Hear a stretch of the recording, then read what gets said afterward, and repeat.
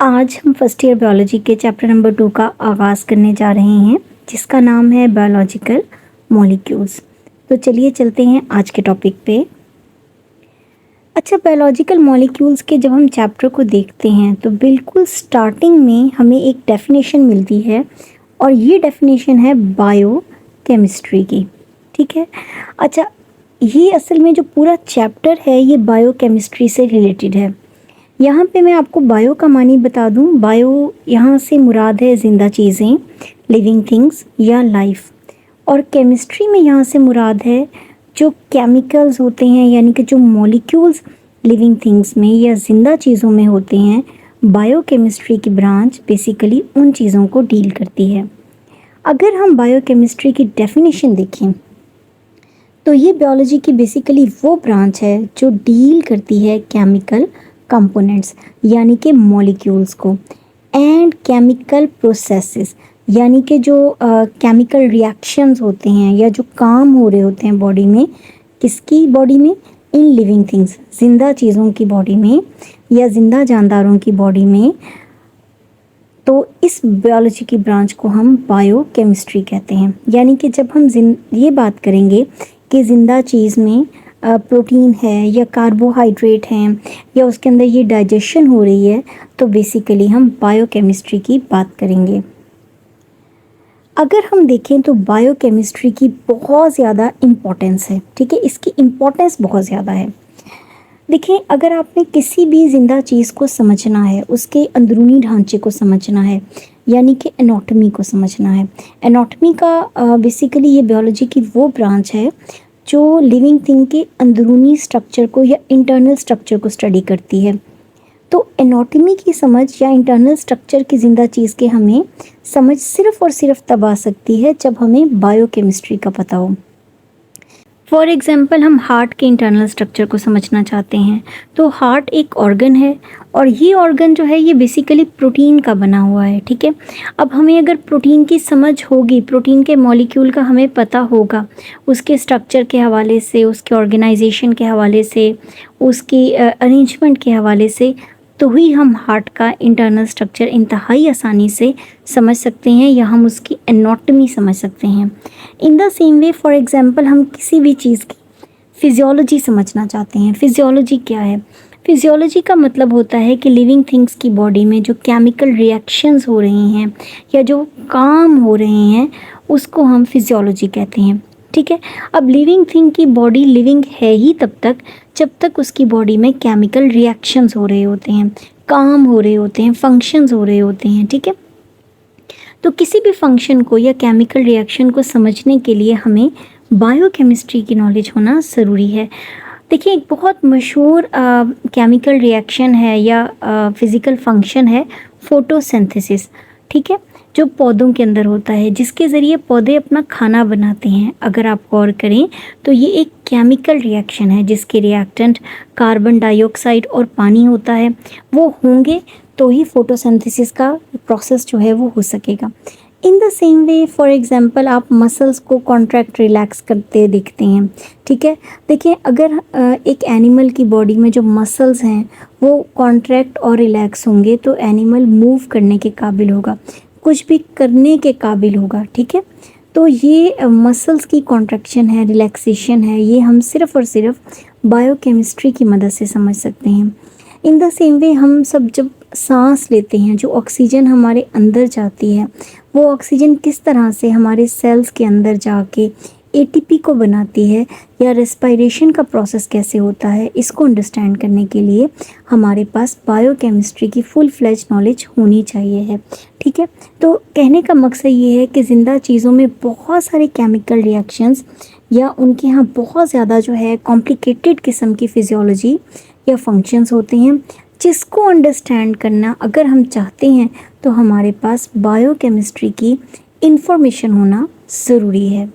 तमाम की तमाम जो लिविंग थिंग्स होती हैं या ज़िंदा चीज़ें होती हैं, उनकी बॉडी जो होती है वो केमिकल कंपोनेंट्स पर मुश्तमिल होती है या मॉलिक्यूल्स के ऊपर मुश्तमिल होती है। अब ये जो लिविंग थिंग्स के अंदर मॉलिक्यूल्स या केमिकल कंपोनेंट्स होते हैं, ये दो किस्म के होते हैं।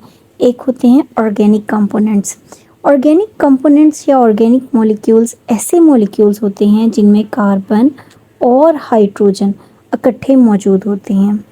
और दूसरी किस्म होती है केमिकल कंपोनेंट की इनऑर्गेनिक मॉलिक्यूल्स। इनऑर्गेनिक मॉलिक्यूल्स ऐसे मॉलिक्यूल्स होते हैं जिनमें कार्बन और हाइड्रोजन इकट्ठे मौजूद नहीं होता। ठीक है, तो तमाम जिंदा चीज़ें केमिकल कंपोनेंट्स पर मुश्तमिल हैं जो ऑर्गेनिक भी हैं और इनऑर्गेनिक। तो हम ये बात कर रहे थे कि ज़िंदा चीज़ों के अंदर ऑर्गेनिक मॉलिक्यूल्स भी होते हैं और इनऑर्गेनिक मॉलिक्यूल्स भी होते हैं। ऑर्गेनिक मॉलिक्यूल्स वो होते हैं जो कार्बन और हाइड्रोजन को इकट्ठा कंटेन करते हैं। अगर हम ऑर्गेनिक मॉलिक्यूल्स की लिस्ट देखें जो ज़िंदा चीज़ों में मौजूद है तो उसमें शामिल है proteins, lipids, nucleic acids, carbohydrates और दूसरे ऑर्गेनिक मॉलिक्यूल्स। ये दूसरे ऑर्गेनिक मॉलिक्यूल्स में जैसे एंजाइम्स होते हैं, हार्मोन्स होते हैं, एंटीबॉडीज़ होती हैं, मेटाबोलाइट्स होते हैं, वो सारे शामिल हैं। जबकि लिविंग थिंग्स में जो इनऑर्गेनिक मॉलिक्यूल्स होते हैं, यानी कि ऐसे मॉलिक्यूल्स जिनमें कार्बन और हाइड्रोजन इकट्ठे मौजूद नहीं होता, उनमें हमारे पास शामिल है वाटर या पानी, carbon dioxide, acids, basis and salts, different किस्म के आयंस, मिनरल्स वगैरह वगैरह। तो ये सारी चीज़ें मिलकर एक लिविंग बॉडी बनाती हैं। अच्छा, अब हम ये देखते हैं कि क्या वाकई जो एक लिविंग बॉडी है या लिविंग सेल है वो ऑर्गेनिक और इनऑर्गेनिक सब्सटेंसेस का ही बना हुआ है। तो चलिए इसका प्रूफ देखते हैं। बात ये है कि सबसे पहले हम देखते हैं एक बैक्टीरिया के सेल को। माना जाता है कि दुनिया का सबसे कदीम जो जानदार है वो एक बैक्टीरिया है। बैक्टीरिया असल में एक यूनिसेलुलर ऑर्गेनिज्म है, यानी कि उसकी पूरी बॉडी एक सेल के ऊपर मुश्तमिल है। तो उसके सेल का मतलब है कि एक पूरे का पूरा जानदार या एक पूरे का पूरा बैक्टीरिया। तो जब हम केमिकल कंपोजिशन देखते हैं एक बैक्टीरिया के सेल की, तो हमें पता चलता है कि उसके अंदर 70% पानी है, 15% प्रोटीन्स हैं, 3% कार्बोहाइड्रेट्स हैं, 2% लिपिड्स हैं, 1% डीएनए है, 6% आरएनए है और 2% जो है वो अदर ऑर्गेनिक मॉलिक्यूल्स हैं। अदर ऑर्गेनिक मॉलिक्यूल्स से मुराद है एंजाइम्स, हार्मोन्स, मेटाबोलाइट्स एट्सेट्रा। जबकि जो इनऑर्गेनिक आयंस हैं वो 1% है। ठीक है, तो ओवरऑल अगर हम इस सीन को देखें तो ये कुछ इस तरह का बनता है कि बैक्टीरिया की बॉडी बहुत सारे ऑर्गेनिक और ये सारे के सारे ऑर्गेनिक सब्सटेंसेस हैं जिसमें protein, carbohydrate, lipids, DNA, RNA और अदर ऑर्गेनिक मॉलिक्यूल्स हैं। तो बहुत सारे ऑर्गेनिक सब्सटेंसेस के ऊपर मुश्तमिल है, जबकि बैक्टीरिया की बॉडी वाटर और इनऑर्गेनिक आयंस की शक्ल में इनऑर्गेनिक सब्सटेंसेस के ऊपर भी मुश्तमिल है।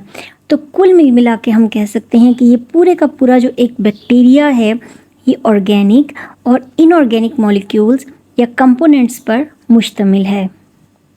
तो चलिए इस बात का एक और प्रूफ देखते हैं। बात ये है कि सबसे जो कॉम्प्लिकेटेड किस्म का जानदार हैं हमारी दुनिया में वो मैमल्स हैं।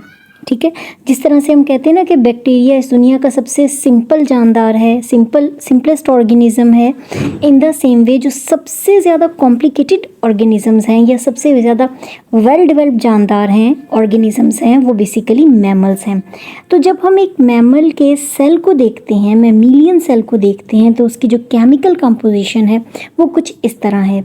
एक मैमल के अंदर 70% पानी, 18% प्रोटीन होती है, 4% कार्बोहाइड्रेट्स, 3% लिपिड्स, 0.25% डीएनए, 1.1% आरएनए। जबकि दूसरे जो ऑर्गेनिक मॉलिक्यूल्स होते हैं जिनमें एंजाइम्स, हार्मोन्स, मेटाबोलाइट्स, एंटीबॉडीज़ वगैरह शामिल हैं वो 2% हैं, जबकि जो इनऑर्गेनिक आयंस हैं वो 1% है। यानी कि हम ये कह सकते हैं कि एक एनिमल का सेल जो है, मैमीलियन ऑर्गेनिज्म का जो सेल है वो बहुत सारे ऑर्गेनिक सब्सटेंसेस जिनमें protein, carbohydrate, lipids, DNA, RNA और अदर ऑर्गेनिक मॉलिक्यूल्स शामिल हैं उन पर मुश्तमिल है। इसके अलावा जो इनऑर्गेनिक मॉलिक्यूल्स हैं जैसा कि वाटर है, इनऑर्गेनिक आयंस हैं, उन पर भी मुश्तमिल है। ठीक है, तो इस तरह से ये कंफर्म हो जाता है कि जो दुनिया का सादा जानदार है वहाँ से लेके दुनिया का जो सबसे ज़्यादा कॉम्प्लिकेटेड किस्म के ऑर्गेनिजम्स हैं उनके सेल्स भी ऑर्गेनिक और इनऑर्गेनिक कंपोनेंट्स के ऊपर मुश्तमिल होते हैं। अच्छा, अब हम बात करेंगे एक जानदार के सर्वाइवल की या उसकी बका की। बात यह है कि जब हम किसी भी जानदार के सर्वाइवल या उसके बका की बात करते हैं, किसी भी ऑर्गेनिज़म या जानदार की, तो एक जानदार का जो सर्वाइवल है ये इस बात पे मुनहसर होता है कि वो मुसलसल जो उसका इन्वायरमेंट है या उसका माहौल है उससे कोई ना कोई केमिकल्स जो हैं वो लेता रहे और उनको अपनी बॉडी के अंदर जो है वो इस्तेमाल करता रहे और उनकी मदद से कुछ न्यू केमिकल्स जो हैं वो अपनी बॉडी के अंदर बनाता रहे या अपने लिविंग मैटर का मतलब भी बॉडी है, बॉडी के अंदर बनाता रहे, तब तक उसकी ज़िंदगी जो है वो चलती रहेगी। अगर आप देखें तो एक इंसान की ज़िंदगी उस वक्त तक चलती रहती है जब तक वो मुसलसल, ये एक मिसाल है, उस वक्त तक चलती रहती है जब तक वो मुसलसल सांस लेता रहता है, ऑक्सीजन इनहेल करता रहता है। उस ऑक्सीजन की मदद से वो आगे जाके अपने लिए एटीपी बनाता रहता है और माहौल में इवन कार्बन डाइऑक्साइड की शक्ल में केमिकल को रिटर्न भी कर रहा होता है। ठीक है, तो जब तक ये लेन देन असल में चलता रहता है ना, तब तक लाइफ जो है वो चलती रहती है। इसी वजह से जितने भी बॉडी के सेल्स होते हैं वो मुसलसल केमिकल्स को लेते रहते हैं, सब्सटेंसेस को लेते रहते हैं और फिर उन्हीं सब्सटेंसेस को, उन्हीं केमिकल्स को अपनी बॉडी के अंदर डिफरेंट तरीक़ों से, डिफरेंट केमिकल वे से तब्दील करते रहते हैं। ठीक है, और उनकी मदद से कुछ नया बनाते रहते हैं। जस्ट इमेजिन कि एक एनिमल है, उसने फॉर एग्ज़ाम्पल खाना खा लिया, अब जो खुराक की शक्ल में प्रोटीन उसकी बॉडी में दाखिल हुई, उस प्रोटीन की मदद से वो अमाइनो एसिड्स बनाएगा। उन अमाइनो एसिड्स की मदद से जो है वो अपने लिए एंजाइम्स बनाएगा, हार्मोन्स बनाएगा। ठीक है, या वो जो प्रोटीन है उसकी मदद से वो कुछ ना कुछ अपने लिए एनर्जी जनरेट करेगा। तो बात ये है कि जब तक सेल्स जो हैं वो मुसलसल चीज़ों को लेते रहते हैं, उनको केमिकली तब्दील करते रहते हैं अपनी बॉडी में, यानी कि न्यू सेलुलर मटेरियल्स बनाते रहते हैं, एनर्जी बनाते रहते हैं, तब तक लाइफ जो है वो असल में चलती रहती है। एक जानदार की जो ज़िंदगी है वो कीज़लेस केमिकल एक्टिविटीज़ के ऊपर मुश्तमिल होती है, ना ख़त्म होने वाली केमिकल एक्टिविटीज़ के ऊपर मुश्तमिल होती है। हर वक्त बॉडी के अंदर केमिकल रिएक्शन होते रहते हैं, हार्ट बीट करता रहता है, दिमाग अपने काम में लगा रहता है। ठीक है, डाइजेस्टिव सिस्टम अपने काम में होता है, रेस्पिरेटरी सिस्टम का अपना एक मैकेनिज़्म है। तो बहुत सारी केमिकल एक्टिविटीज़ बॉडी में चलती रहती हैं, यानी कि ना ख़त्म होने वाली केमिकल एक्टिविटीज़ के ऊपर मुश्तमिल है। और ये जो केमिकल एक्टिविटीज़ होती हैं इनमें बहुत ज़बरदस्त तरीके की एक तरतीब या हाई डिग्री की ऑर्गेनाइजेशन जो है वो मौजूद होती है। तो हम यहाँ पर ये भी कह सकते हैं कि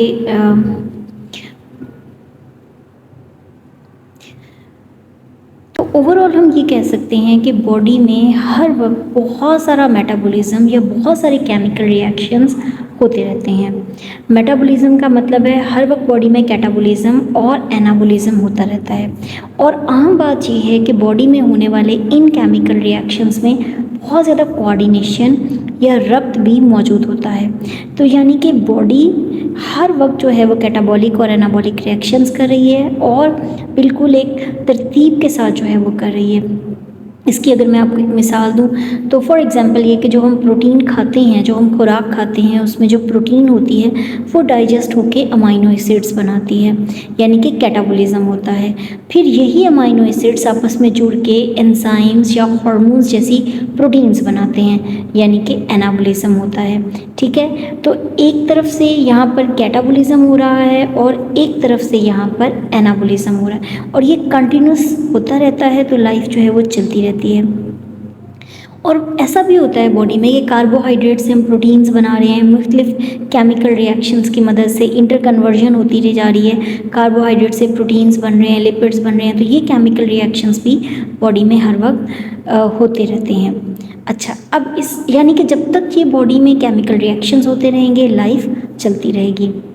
अब इससे आखिर में आपके साथ एक ज़रूरी बात, और वो ज़रूरी बात क्या है? वो ज़रूरी बात ये है कि अगर आप मेरा चैनल सब्सक्राइब करेंगे तो ये बिल्कुल मुफ्त होता है, ठीक है, और ये इसमें कोई भी कॉस्ट नहीं लगती है। तो चैनल को सब्सक्राइब करना बिल्कुल फ्री ऑफ कॉस्ट होता है। आप मेरे चैनल को ज़रूर सब्सक्राइब करें।